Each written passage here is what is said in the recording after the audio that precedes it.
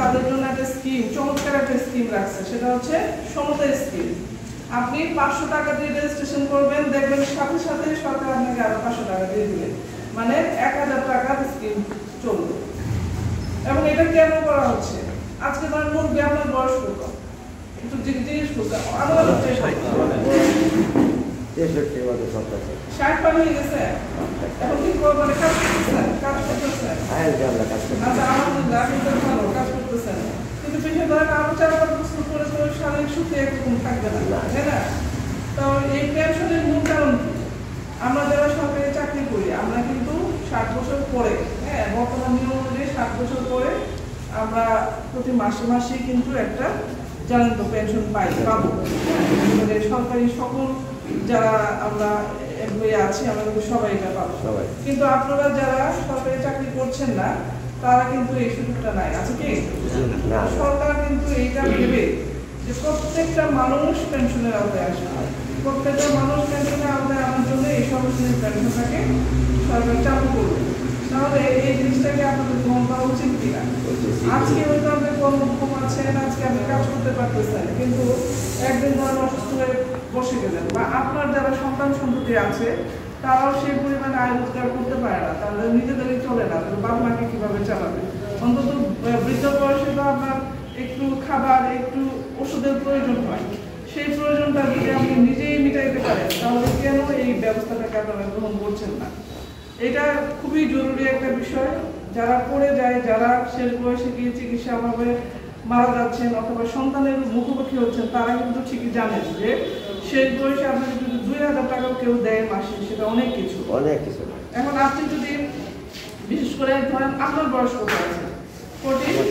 40, তাহলে আপনি যদি এই 20 বছর একটা নির্দিষ্ট অ্যামাউন্ট জমান 60 পর্যন্ত, 60 বছর পরে আপনি পা তুলে বসে থেকে যাবেন, বুঝতে পারছেন?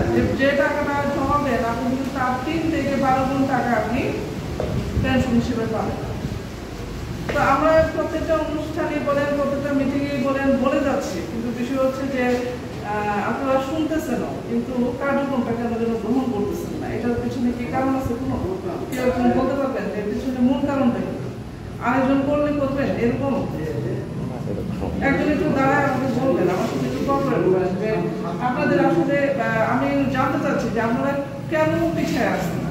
অন্যান্য জেলা কিন্তু অনেক এগিয়ে গেছে, যশোর বলেন, খুলনা বলেন, চুয়াডাঙ্গা বলেন, ওদেরকে আমরা বলি প্রত্যন্ত, হ্যাঁ, ওদেরকে বলি প্রাকৃতিক দুর্যোগ সম্বন্ধিত, ওদেরকে বলি আমরা একটু টাইপের মানুষ, ওরাই দেখেন এইসব মানে কাজে এগিয়ে গেছে, কিন্তু আমরা ময়মনসিংহের মানুষ কিন্তু অনেক পিছিয়ে আছে। আমাদের নকলায় এখন পর্যন্ত 38 জন মানুষ সর্বজনীন পেনশনে আওতাভুক্ত আসছে, কিন্তু এটা এখন প্রত্যেক মানুষ যাদের সরকারি চাকরি নেই প্রত্যেকের হওয়া উচিত। এবং আপনার 18 বছরের যে সন্তান আছে সেও কিন্তু পারবে। এখন আপনার প্রশ্ন হতে পারে যে 18 বছরের সন্তান তো পড়ালেখা করছে, ও তো সরকারি চাকরি পেতে পারে, তখন কি হবে? তখন এই টাকাটা তাদের সরকারি পেনশনের সাথে এড হয়ে যাবে।